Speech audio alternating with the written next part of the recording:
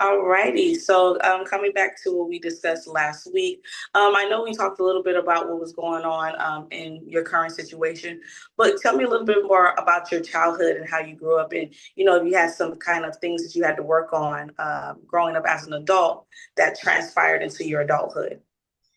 I think just very much a dysfunctional upbringing, more specifically with my mom than so much my dad. My dad wasn't in the picture, but I definitely think that now that I've gotten older and I've had my own kids, that it definitely makes me kind of question and make sure that I'm doing all the things that I feel I guess a mother should do because I didn't really have that role modeled for me. Okay, yeah. So I did hear you mention a little bit more about your dad and your mom being more present than your dad.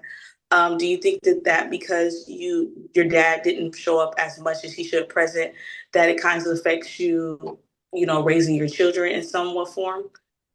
Um, Not so much my dad, just because I did end up being switched households to my grandparents' household, and so those were very much kind of my parents to Okay. me. And so in my mind, I guess I kind of feel like my dad didn't have the chance to do any of the damage because he was just absent. And so I only had my grandpa to really role model that, which he was great.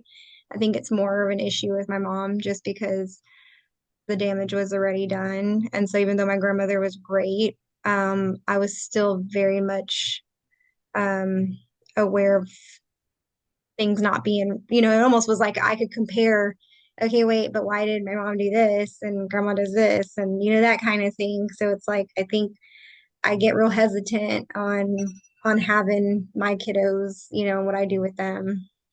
Got it. Well, I like that you're taking your challenges and using them as your strength and walking forward in life.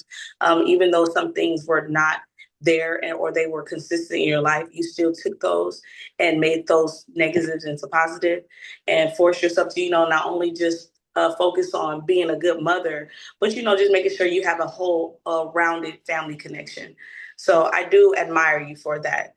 And that's one thing you want to look at, not just always the negative what we didn't have, but as we take the positive and look at what we did have and what we accomplished with what we did have. So good job, focusing on the not just so much of the negative, but the positive more in your life, your future, and in your marriage and with your children.